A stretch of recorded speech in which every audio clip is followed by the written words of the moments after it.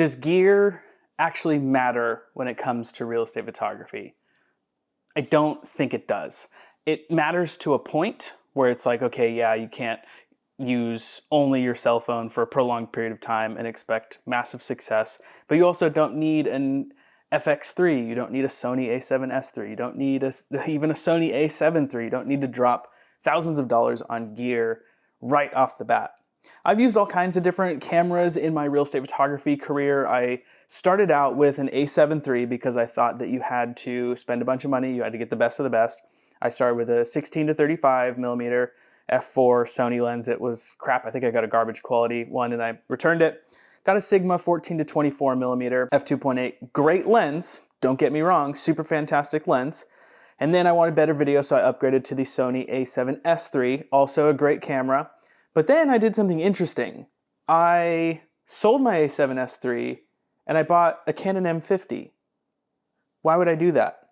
So a Canon M50 paired with a Canon 11 to 22 millimeter lens only costs around $600, where a Sony a7S III is, I bought it new because I was an idiot and I didn't buy things used back then, for $3,800 or $3,500 or one of the two, paired with the Sigma 14 to 24, which was $1,300, which I also bought new. That's quite a stark difference. And so the main methodology behind it was this, is I didn't want a single point of failure, so I didn't want to be using a hybrid camera to do both photos and video. I didn't want a super high shutter count on the thing that I was using for video just in case it failed. I just didn't want to deal with it. So I got a Canon M50 and that worked out really well. And I highly recommend using a Canon M50 if you are in a place that the average house is bigger than like 900 square feet, because the average house where I live is pretty small. I'm about an hour away from where I live. I'm waiting for the traffic to die down because it is absolutely miserable. So I just figured I'd come back into the property and talk to you. I've already finished my materials. This is the second house I was talking about.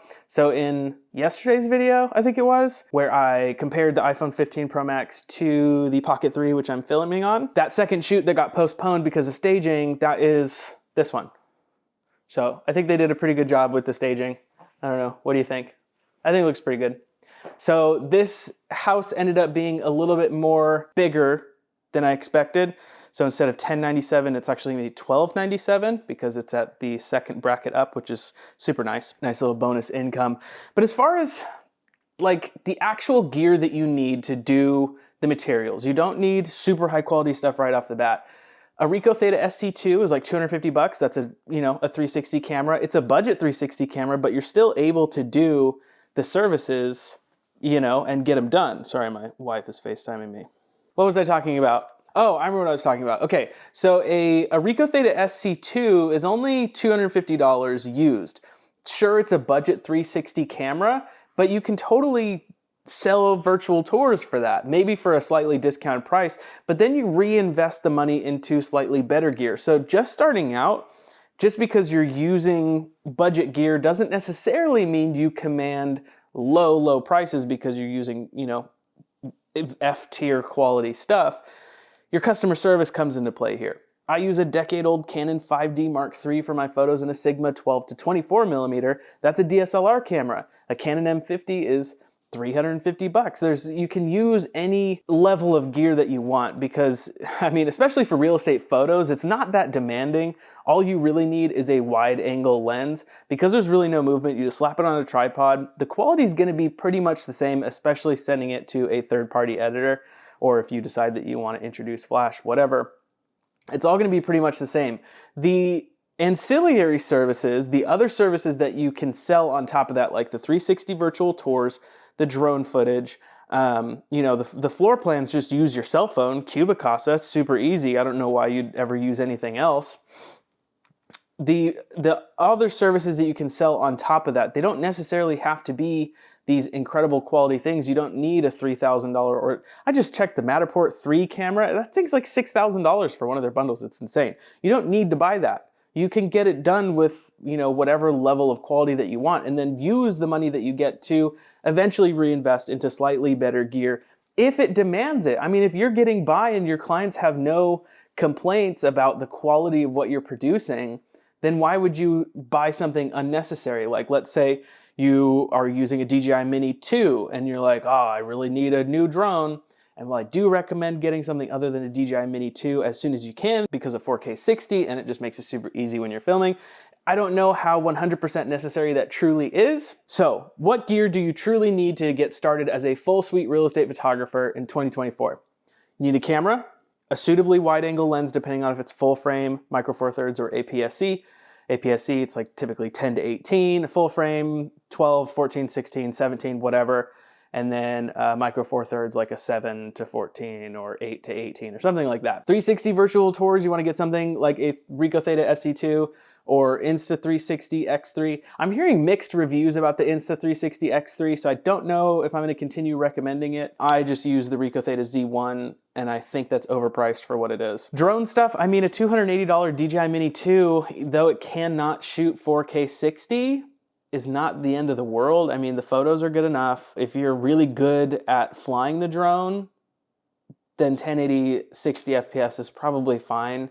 And then especially with all the AI stuff, you could probably just upscale it using like Topaz Labs or something like that, which I'm actually gonna try out. I have not tried Topaz Labs yet, but I'm really curious to because I want to see if, I mean, of course 4K is 4K, and upscaled 1080p to 4K isn't gonna be quite the same thing, but I'm wondering just how noticeable the difference is. So I'm gonna run some tests and see what that kind of looks like, because if you can turn a $1,000 A7 III into essentially an A7S III, because you just film in 24 frames per second and you interpolate it to 60 frames per second 4K, then Bob's your uncle. That would be insane.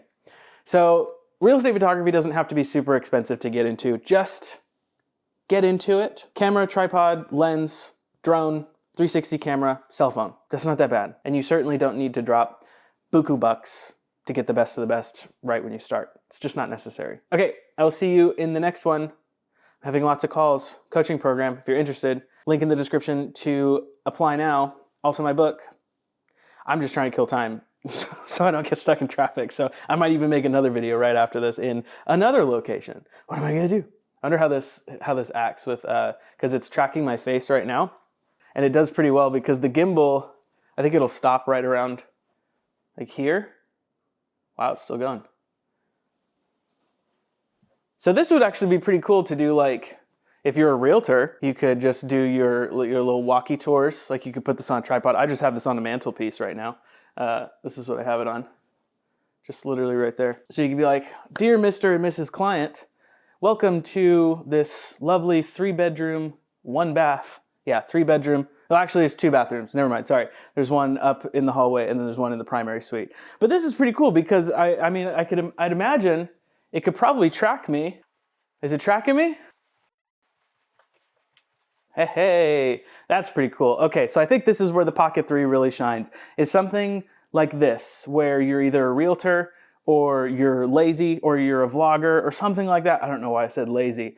But then you're like, you want someone to film you, and it's pretty quick, that's actually pretty impressive. I'm always alone.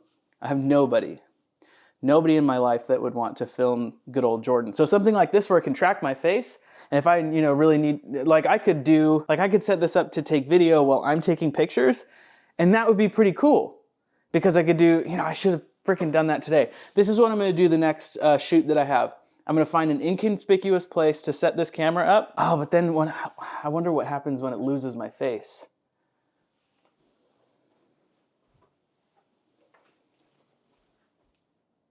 Are you capturing me? Is it going?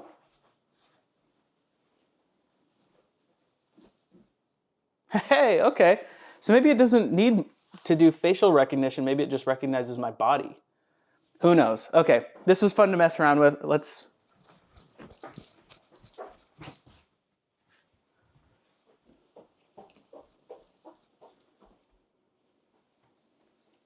Is this still going?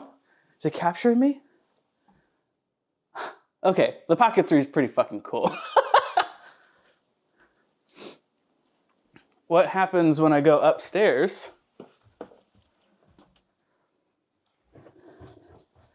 and then come downstairs? Wow, it's still got me. Okay, that's pretty cool. Can I have it go lower? There we go. Okay, killer. So I've got my own little personal cameraman. So get ready for a lot of videos like this. If you want to build a real estate photography business, a successful, all right, I need to get this down, hold on. I'm channeling Dan Lok, if you know who that is. If you want to build a successful real estate photography business, apply for my coaching program using the link. Oh my God. Okay, I don't need to keep doing this. Goodbye, I will see you in the next one. I'm gonna drive home. Adios.